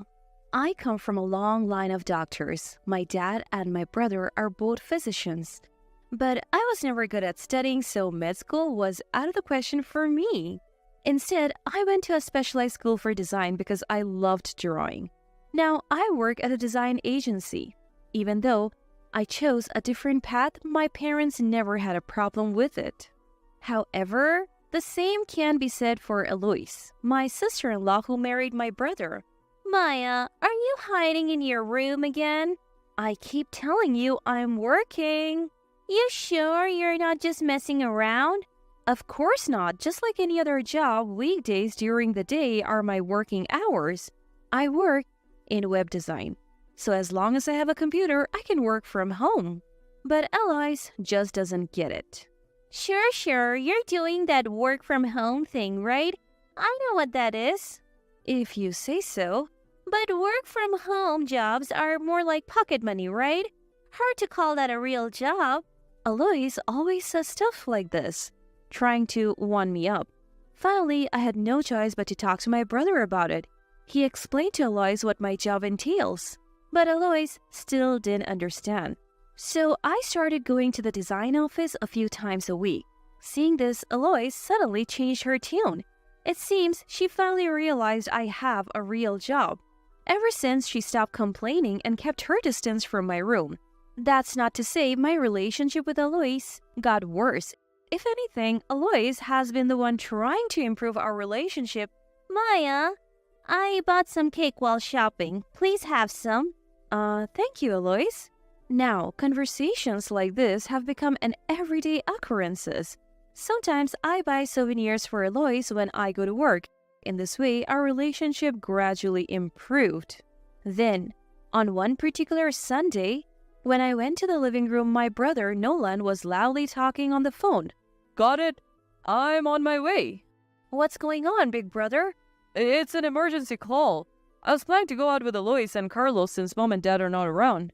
Carlos is the name of my brother's son, so Carlos is my nephew. Seeing my brother looking a bit distressed, Eloise turned to me and said, How about it, Maya? Why don't the three of us go out for lunch? Me? Why not? Nolan seems busy, and it's a perfect opportunity. That makes sense. I smiled and nodded. Then my brother also approved of us going out looking relieved. So after sending off my brother, we left the house. But my smile only lasted until then, because Eloise took us to a high-end restaurant I have never been to before. I froze in front of the restaurant and blurted, "Are we really eating at such an upscale place?" Do you not like it? Eloise tilted her head. It's not that bad, but it looks pretty expensive. Don't worry, this place is Nolan's regular spot. Well, it's different for Nolan since he's a doctor, but even though I come from a family of doctors, I'm just an ordinary person working at a regular company. I'm not rich, and I earn a regular salary. I felt quite intimidated. However, thinking that it's all part of gaining experience, I went into the restaurant with Eloise. The inside of the restaurant felt even more luxurious than I thought. The ingredients were fresh and both the taste and service were top-notch. Getting caught up in the atmosphere, I ended up consuming about $200 worth of food in no time. Looking over, I noticed that Eloise had eaten just as much. Carlos, although not as much as us, had consumed food worth a few tens of dollars. Feeling rattled, I suggested to Eloise, "Carlos has eaten quite a bit too. How about we split the bill?" But Eloise laughed and said, What are you talking about? I invited you, so I'll pay. "But it's going to be pretty expensive." Don't worry, it's fine. Eloise kept smiling. I felt overwhelmed, thinking this must be what it looks like to be a doctor's wife and wealthy. While I was pondering this, Eloise told the staff, We would like the bill, please. "I'm sorry, Eloise. Thanks for treating us." Of course, Maya. You're my sister, even if it's just by marriage. I had always been doted on by my older brother. Still, I thought having a sister would have been nice if she treated me like this. Just as I thought this, Eloise let out a yelp while rummaging through her bag. Oh no! I forgot my wallet. What? I must have left it somewhere. Eloise tilted her head as she spoke, while the cashier, looking increasingly annoyed. "Eloise, are you okay?" Worried, I spoke to Eloise. Sorry, Maya, could you cover the bill? Me? Well, I can't help it. It's too much to settle with mobile payment. Yeah, I guess so. In the end, I had no choice but to pay with my card. Afterwards, Eloise kept apologizing. I was really careless. I'm so sorry. It's fine. You'll pay me back, right? Oh, I'll definitely pay you back. Don't worry. I believed Eloise's words, but my trust was broken. I reminded her several times when we got home But Alois kept making excuses, never paying me back. Eventually, my brother came home and Alois started preparing dinner. I guess I'll just chalk this one up as a lesson learned. I tried reminding her the next day too, but the result was the same. Alois kept making excuses and dodging the issue. Gradually, I gave up on getting paid back. I am never going out for meals with her again. I had decided that in my heart. Just then, my mom approached me with some news. Maya, you're free this Sunday, right? Yeah, why? Your father and I have decided to go on a day trip bus tour for peach picking. Oh, that sounds like a nice getaway for you two. Don't worry about me. Go ahead and enjoy yourself. So, I'll be out on Sunday. Nolan said he'll be at a conference too. Can you keep an eye on things with Alois? Uh-huh. My brother won't be here either? According to Mom, my brother would also be away attending a conference. What's more, Mom even gave Alois some money for lunch before heading out. Use that money to take Carlos to a fast food place, will you? I would rather not. You're family now. You don't need to be so formal. That's not the point. I really wanted to refuse, but I couldn't. So it was decided. On Sunday, Alois, Carlos, and I would go to a fast food restaurant. And then came Sunday. Once my parents and brother had left, Alois approached me. Hey, Maya, you know, about taking Carlos to the fast food place? Right. Yeah, but are you uneasy about it? Well, given what happened last time, I'm a bit anxious. Don't worry, we can pay with just our phones these days. Who forgets their phone? Alois chuckled and showed me her phone. Indeed, we could easily pay at a fast food place using mobile payments. Plus, Alois is always on social media, so there is no way she would forget her phone. Reassured, the three of us left the house. We went to a nearby fast food chain. The prices were reasonable, and I enjoyed my burger without any concern. But then, as we headed to the counter to pay, oh no! I forgot my wallet again! Alois feigned surprise, but I calmly pointed out, you said we could pay with our phones, remember? Oh, right, I totally forgot. Then please go ahead and pay, Alois. I thought it was going smoothly this time, but then the cashier gave us a strange look. Sorry, but it seems like your phone is out of battery. Do you have cash? Oh no, my battery's dead. Now I can't use my phone. Alois glanced at me. In that moment, I knew I had been fooled again. Alois smirked unpleasantly. I realized immediately that she had deliberately let her phone die. In other words, she never intended to pay from the start. Could you cover for me? Again? Come on, there are people waiting behind us. Sure enough, the fast food place is packed with families. A long line of customers is waiting to check out behind me. I can't hold everyone up. I pull out my wallet, pay, and move on. Outside the restaurant, I ask Alois, you got lunch money from Mom, right? So you're going to pay me back. I know. I'm holding you to your promise. Make sure you pay me back. I reiterate, though not happily. Yet, that promise was never kept. True to form, or maybe just typical Alois, she found ways to dodge me. Eventually, my parents came home. They start recounting their travel stories, and my concern gets brushed aside. I am never eating out with her again. This time, I make a firm mental note. Sure, I could have talked to my brother about it, but I owe my freedom to him in many ways. If he hadn't become a doctor, I would have been subjected to intense studying. I can't worry him over something like this. Swallowing my frustration, I give in. After that, I take precautions to avoid being used by Alois. For example, I limit unnecessary conversations with her and spend more time at the office. I distance myself from her. My parents seem puzzled, but I brush it off. Should have done this from the start. I feel more at ease with fewer interactions with Alois. Then one day, as I got home, I see Mom handing Alois an envelope. What's going on? I asked Alois instantly. I'm concerned that Mom might be getting taken advantage of like I was. However, the reality seemed quite different. This is the money I had your mom withdraw from the ATM for me. For what? I want to have dinner with Maya. Oh, with me? A surprised me hears a somewhat lonely Alois continue. We haven't had much time to talk recently, right? I've been feeling a bit lonely. Ready to talk about dinner? Yeah, I booked a fancy restaurant for tomorrow night. Is that okay with you? Well, sure. Great, my treat. Let's go eat together. I find it hard to say no in front of my mom. If I did, she would think Alois and I weren't getting along, especially if she knew money was making things awkward. She would worry. I don't want to cause her any stress, so I had no choice but to nod in agreement. The next evening, Alois insisted we take a taxi. She even specified an elegant lace dress, so the place has to be legit. A little anxious, we soon arrive at a luxury hotel. How much is it? Alois asks the driver as she reaches into her bag for that familiar envelope. I can cover the taxi fare. I interject. Alois puts the envelope back into her bag. Are you sure? I was the one who invited you. Yes, I'd feel bad if I didn't at least contribute this much. I have no obligation to pay the taxi, of course. But who knows what she would say later if she pays for everything. With that thought, I pay the taxi fare. We then proceed to a high-end French restaurant on the hotel's top floor.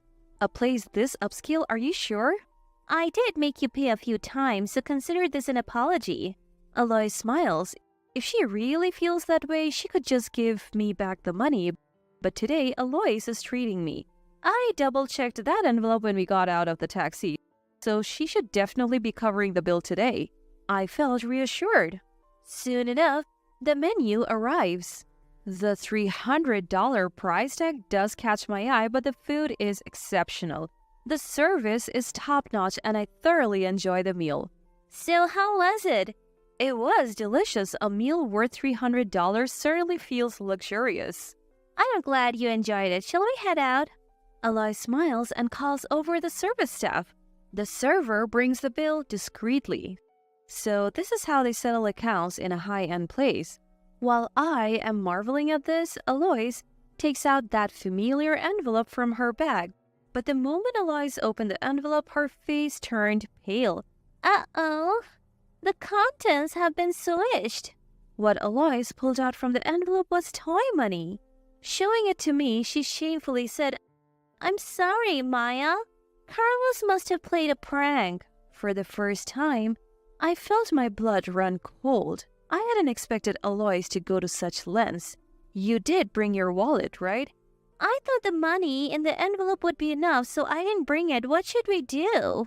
Alois spoke in a conspicuously artificial tone. Was all of this planned? I was pretty angry, but I couldn't keep the staff waiting. Well, I guess I'll pay with my card. I'm sorry, I was supposed to treat you. There's nothing we can do now.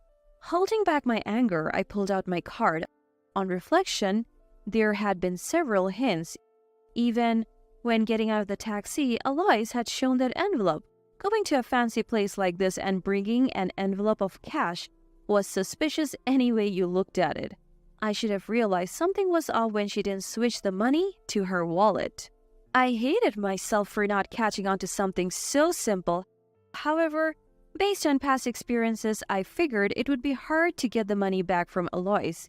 In the end, all I could master when I got home and told my family was, it was good. Of course, I wanted to get back at Alois, but there was nothing I could do. I even thought that maybe leaving home would solve everything. Maybe that's better than seeking revenge. That's when I started seriously considering living on my own. But setting up an independent life requires preparation. So for just a bit longer, I decided to put up with living with Alois until I could make this preparation. As I was thinking all this, a long holiday was approaching. My family would also be holding the 13th memorial service for my grandfather, so all my relatives would gather. It would be busy, but since my parents were taking days off, I figured there would be some time to talk. Then, on the day of the gathering, there was no time to have a leisurely conversation when all the relatives came together. Both adults and children were many, and being the host, I was super busy. In the midst of this, my mom asked, Maya, could you please go to the grocery store with the kids? Why? You know how boring adult gatherings are for kids. Why don't you go to the grocery store with them and buy some candy or something? I get it, but taking care of them all by myself will be a lot. I was saying this when suddenly a voice sounded from behind me. If that's the case, I'll go with you. Turning around, I saw Aloysius' mom, Lisa, standing there. Apparently, Lisa had worked as a nurse in the hospital around the same time as my grandfather, and she was here today for his memorial service. All right, I appreciate it. Then, Lisa and I took a few kids to the nearby grocery store. I had only met Lisa once before, at my brother's wedding. Knowing she's Aloysius' mom made me anxious. Still, I figured it was better than looking after a bunch of kids alone. Turns out Lisa was nothing like Alois. She made sure the kids walked on the sidewalk and kept quiet in the store. A very sensible person indeed. Alois could learn a thing or two from her mom. Of course, I kept that thought to myself, but I couldn't help wondering if Alois and Lisa were really mother and daughter. Eventually, the kids finished picking up their snacks and started lining up at the checkout. Both Lisa and I stood by watching them make their purchases. That's when it happened. Carlos, who was in line, suddenly made a fuss. "Forgot my wallet, can you pay for me?" he asked another kid who had come along. Lisa and I hurried over to Carlos. "What's the matter, Carlos? Didn't you bring any money?" Lisa asked. Carlos then pulled out his wallet and said, "I have money, but if I say I forgot it, people usually pay for me." "Why shouldn't you pay for it yourself?" "My mom always does it this way. She even did it when she went to a restaurant with my aunt." Upon hearing this, Lisa looked back at me. You are Maya, right? Is what Carlos is saying true?" "Well, yes. Generally speaking, I did end up paying when she said she forgot her wallet." "I see," Lisa quietly replied, but her face was beet red and she looked quite angry. In the end, Lisa managed to convince Carlos to settle down. Carlos obediently paid for his items and we left the grocery store. What came next was the real challenge. Prompted by Lisa, we all ended up running back home. As soon as we got back, Lisa burst into the room where all the relatives were gathered. "Alois, come here now." Uh-huh. Mom? "Sit down right here." What's going on? "Just come here quickly." In front of all the relatives, Lisa sat Alois down. She began to question Carlos about what he had done at the grocery store. Alois visibly paled and started making excuses. That's not what happened." "What do you mean, not what happened? You had Maya pay, didn't you?" "Yes, I had her pay, but I paid her back." As Alois said this, Lisa looked at me. Seizing the opportunity, I blurted out, "She hasn't paid me back, not for the fancy restaurant or the fast food place, nothing at all."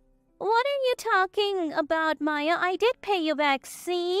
For some reason, Alois winked at me. Is she asking for help? But helping her now would only encourage her behavior. "No, you haven't. You owe me $10,000 and I haven't received a single dollar." I said it loud and clear. Immediately, all the relatives started to get angry. "How could you do this, Alois? Are you kidding me? Don't you feel ashamed?" Angry shouts filled the room. I later heard that among the people gathered for my grandfather, there were many of Alois's relatives. Faced with their collective scorn, Alois was silenced like a snuffed-out flame. Afterwards, Alois apologized to everyone. Finally, she came over with Lisa and said, "I'm sorry, Maya. I'll pay you back, I promise." "I understand. Just make sure you do." Alois continued to get an earful from Lisa. After that, Alois became much quieter around the house. She did pay me back, so I decided to let it go. However, my brother, who found out about all this, said he wanted to make it right. So I started looking for a place to live on my own. While doing so, Alois offered to cover my moving costs and 6 months of rent. It seems getting scolded by Lisa really got to her, but she still wanted to get back in my good graces. Well, I accepted what she was offering with gratitude. Now I have finished moving and I'm enjoying living on my own. I do feel a bit lonely sometimes, but I have no intention of going back home because I don't want to deal with Alois. So now I'm looking for a partner to share my life with. Hey, big bro. how many times have you played princess in this car? Out of the blue, my 5-year-old niece Tiana asked this question. Huh? While driving, my husband Corey responded with a surprised look. What do you mean, playing princess? Well, have you had a lot of princesses in the car? Tiana's odd comment was a turning point. It led me to discover the true identity of my husband. I'm Annie, a 25-year-old office worker. I've recently tied the knot. My husband? Corey, a co-worker. Corey started at the company the same year I did. He's not just good at his job, he's also incredibly good-looking, a real catch from day one. 2 colleagues, Sylvia and Angelica, both a couple of years my senior, clearly had their eyes on him.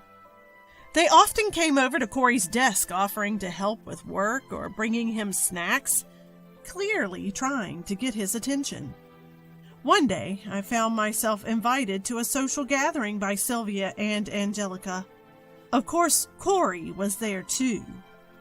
There were 2 other male employees, but the eyes of these senior colleagues were fixed squarely on Corey. While I politely nodded along with the conversation, I quietly sipped my drink. To my surprise, Corey texted me later that night. Hey, Annie, we didn't get to talk much today. Want to go for a drive sometime? I was taken aback. I had always assumed he had no interest in me. I was a little puzzled by the sudden invitation, but I was delighted that a popular guy like him was showing interest in me. Soon, Corey and I began seeing each other occasionally and eventually started dating. Word got around the office and we became the hot topic. Sylvia and Angelica in particular must have been stunned when they found out we were dating. Our interactions with them turned awkward, limited to polite greetings. Still, I was thrilled that Corey was my boyfriend. He treated me well, and being with him was pure joy. As we continued to date, something started to nag at me. Whenever we were out, Corey seemed to attract attention from women. As we walked down the street, I noticed a pair of young women staring at Corey next to me. After we passed, I overheard them. Wow, did you see that guy? He's so hot.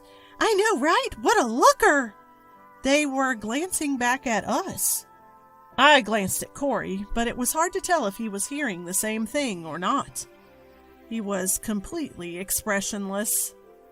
Maybe for Corey, this kind of thing is just another day at the office. That could be why he doesn't even flinch when he hears voices like this. It's moments like these that make me fall for him all over again. But I couldn't just bask in the joy. It happened while we were sitting in the cafe. Sure enough, a group of women sitting at the next table were stealing glances at Corey. And as we got up to leave and passed by them to pay the bill, I heard the woman whispering among themselves, "He's good looking, but isn't she just average? Yeah, what a waste." Hearing this, a shock ran through me, but I acted like I hadn't heard a thing. Corey, as usual, was indifferent and settled the bill. I was hurt by those words, yet a part of me thought, maybe they're right. I had always felt insecure, fearing that I might not be good enough for someone as handsome as Corey. Driven by my insecurity, I opened up to him about it. I do love you, Corey, but sometimes I worry. You're quite the catch, and I wonder if I'm enough for you. After hearing me say this, Corey looked surprised, but quickly responded with a warm smile. You don't have to worry, Annie. I love you just the way you are. Those words brought tears to my eyes, and I decided to stop overthinking it. And so, our relationship thrived and led us to marriage. At our wedding, Corey was quite the hit with the ladies. My aunt in her 50s ran up to me, exclaiming, Annie, you've scored a handsome hubby. Way to go! My old friends also came up to me, whispering, Your husband is so handsome. We're jealous. But I had no more worries. Corey had chosen to marry me after all. I was so happy. Among the wedding guests were Sylvia and Angelica, my senior colleagues.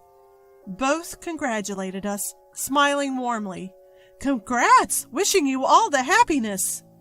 I hugged them both, saying, thank you. My older sister and her family also attended.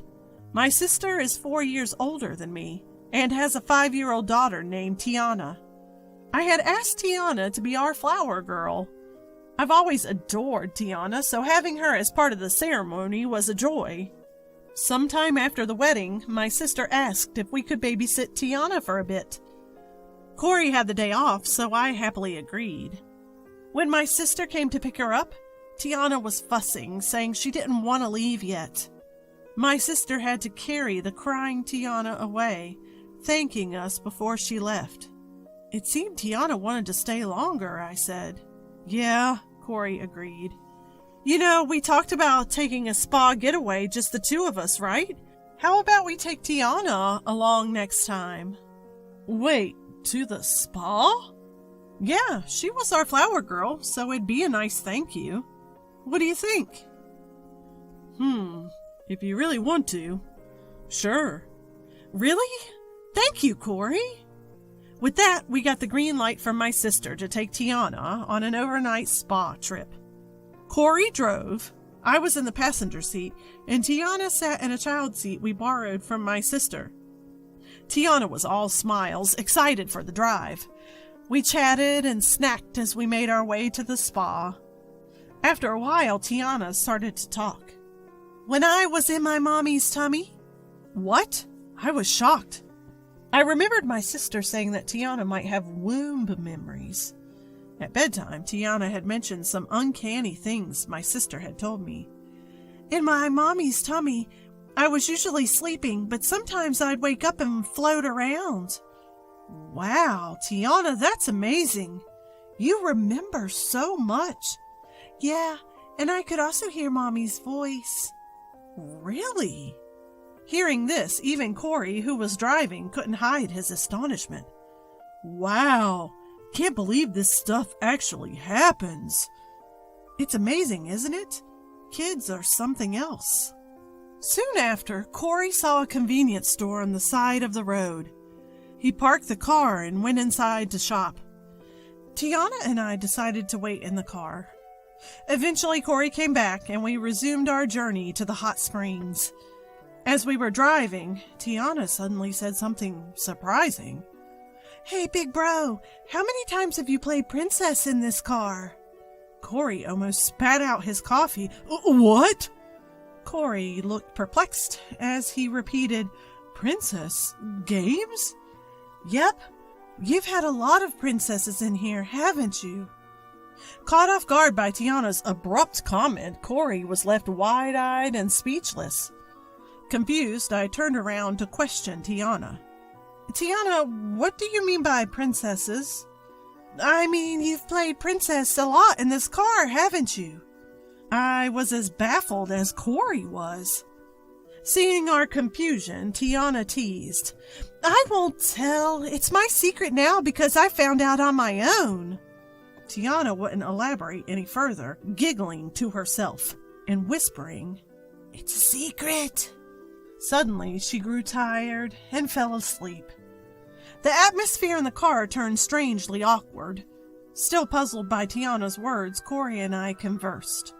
So, what was Tiana talking about? This princess thing? No idea, man. I know she likes princess characters and often plays pretend at home. Maybe she saw a princess in the car? Who knows? You know, it seems like Tiana might have some sort of prenatal memories, and maybe even special intuition. Come to think of it, she did mention she found out something on her own. About 2 hours later, we finally arrived at the hot springs. Tiana woke up as we arrived and went with us to our hotel room. All three of us entered the room, and Tiana happily gazed out the window. I want to hit the hot springs right away. Is that cool? Well, sure, go ahead. Corey left the room alone to take a bath. I chatted with Tiana in the room, feeling relaxed. But then I remembered what happened in the car and I had to ask her again. Hey, Tiana, earlier in the car you asked Corey, how many times have you played princess in this car? What was that about? I have no idea what you were talking about, and it's been bothering me. Well, then I'll show you, Annie.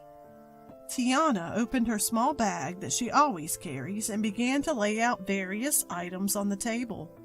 What are these? These are the things I found in Big Bro's car.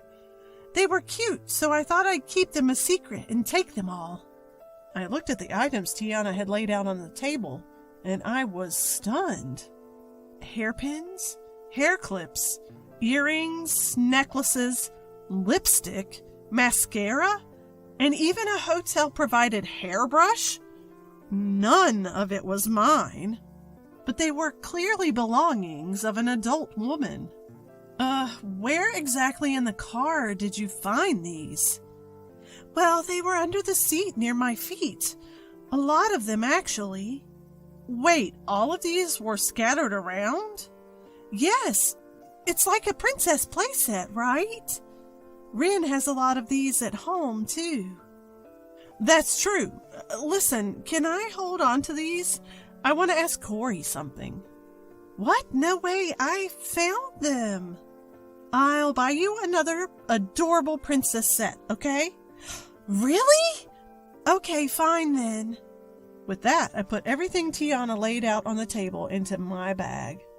I had thought Tiana had some special perception, talking about prenatal memories and such, but it seems that wasn't the case.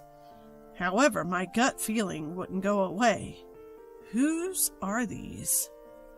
Then Tiana and I went to take a hot spring bath. When we returned to the room, Corey was already there fiddling with his mobile phone. Upon our entry, he hurriedly stuffed his phone into his pocket, looking somewhat suspicious. Welcome back. Thanks.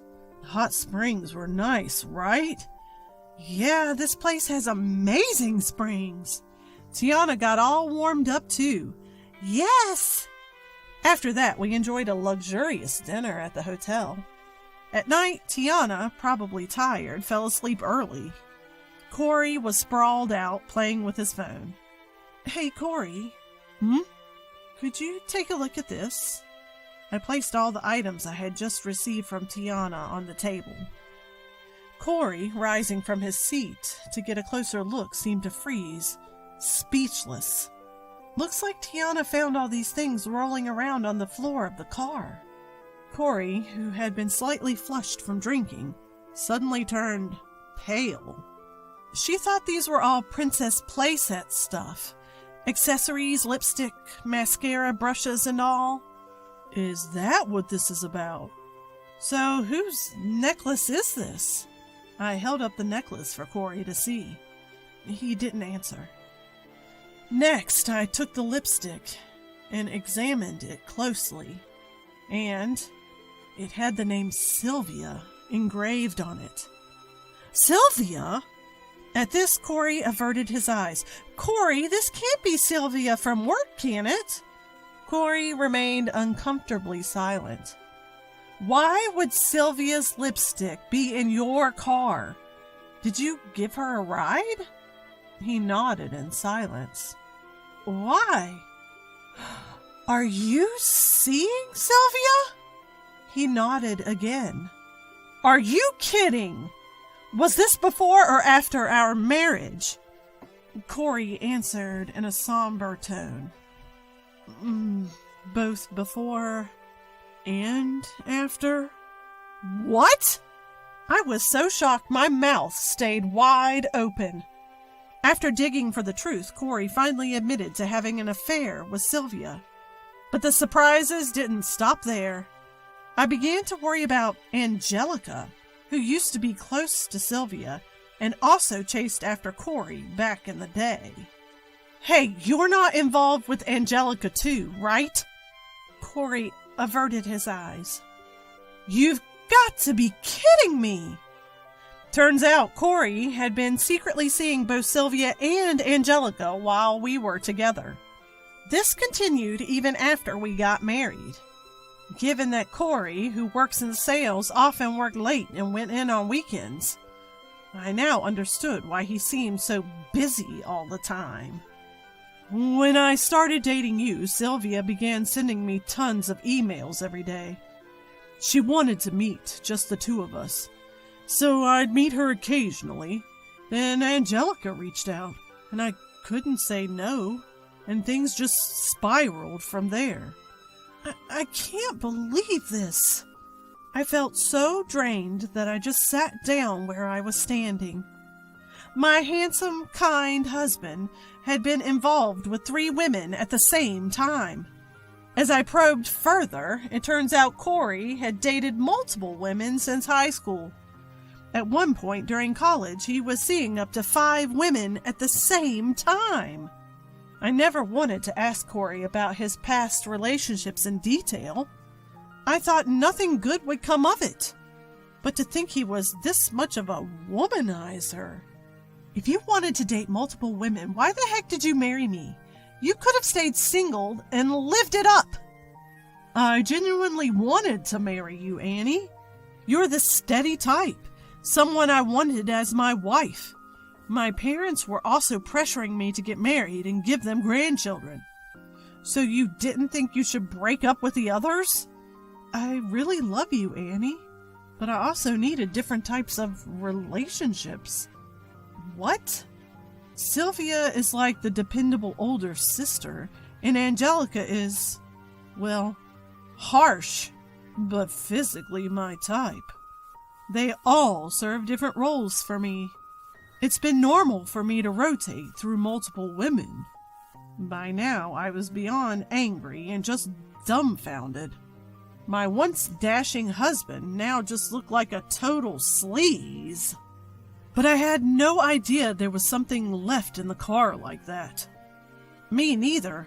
If Tiana hadn't found it, I'd still be in the dark. I'm really sorry. Remember how I used to say I felt insecure because you're so popular? That I felt I wasn't good enough for you? Yeah. Well, that's changed. No matter how handsome or popular you are, you're just a low-life man. Corey looked down in defeat. If you want to sneak around, then go ahead and do it for the rest of your life. You'll find women who will flock to you just because you're good looking. But I'm done. I want a divorce. Corey's shoulders slumped. It was now late into the night. Tiana was sound asleep. I was thankful to Tiana for finding all those lost items in the car. If not for this turn of events, I'd still be living in ignorance about the real Corey. What was supposed to be a happy hot spring trip had turned into the worst night of our lives. I was grateful to have caught on to Corey's infidelity sooner rather than later. The next day, the 3 of us went home and dropped off Tiana at my sister's place. Once the vacation ended, Corey and I headed back to work. His face was ashen. Everyone arrived for work and the morning meeting began. Today, I was the one leading it. Good morning, everyone. A quick announcement about some lost and found items. It turns out my husband's car was a treasure trove of lost items. Upon asking him, it seems they all belonged to Sylvia and Angelica. I said this while placing the lost items from the car onto my desk. Both Sylvia and Angelica looked shocked, and the other employees started murmuring. Corey just stood there with a blank expression. This lipstick has Sylvia's name on it, doesn't it? As I held out the lipstick, Sylvia rushed over with a flustered look to claim it. I'm not sure about the rest, so could you two sort it out? Sylvia and Angelica started dividing up the various items I had placed on my desk. Both were visibly sweating and flushed. Sylvia, Angelica, thank you for entertaining my husband so thoroughly before and after our marriage. I understand he's been a frequent guest at your homes. Sylvia and Angelica looked tense. The other employees and even the boss were stunned. Since I've found out that my husband has been seeing both of these ladies while married to me, I've decided to divorce him. Corey's face sank so low it almost disappeared. I'm stepping down as his wife, so feel free to fight over him as you please. That's all for me. Thanks for listening. This concludes our morning meeting. I sat down, and the room buzzed with whispers. Corey, Sylvia, and Angelica stood silent and defeated. Soon after, all three were called into a separate room by their bosses. Eventually, the trio could no longer stay at the company and left, effectively getting fired. After the divorce, I returned to my parents' house and planned to commute from there for a while. I consulted a lawyer and sought compensation from Corey, Sylvia, and Angelica in the divorce trial. Later, I learned that Sylvia and Angelica were fully aware of each other's affairs with Corey and had been competing by intentionally leaving their belongings in his car. Their little lost and found battle had been playing out without Corey and me ever knowing. Post-departure from the company, none became a couple, and they all dispersed. All three had a tough time finding new jobs, partly because they'd left the company in what was essentially a firing. Now, it seems, they're all scraping by, dipping into their savings and taking part-time jobs to keep up with their alimony payments from their divorce cases. On top of that, it appears the rumor has spread and they've lost the relationships they had built up over the years. As for me, being back home meant I saw more of my sister and Tiana. Tiana still adored playing princess, happily prancing in front of the mirror in dresses and tiaras. You really are a cute princess. Yeah, I hope I will marry a handsome prince someday. Yes, but remember, some princes might look good, but are actually really bad. Make sure he's also a prince at heart before you marry him. Got it? I hope my niece Tiana continues to grow and truly finds happiness. As for me, who ended up divorced in my 20s, I hope to use this bitter experience for a better future, hoping for a good relationship down the line.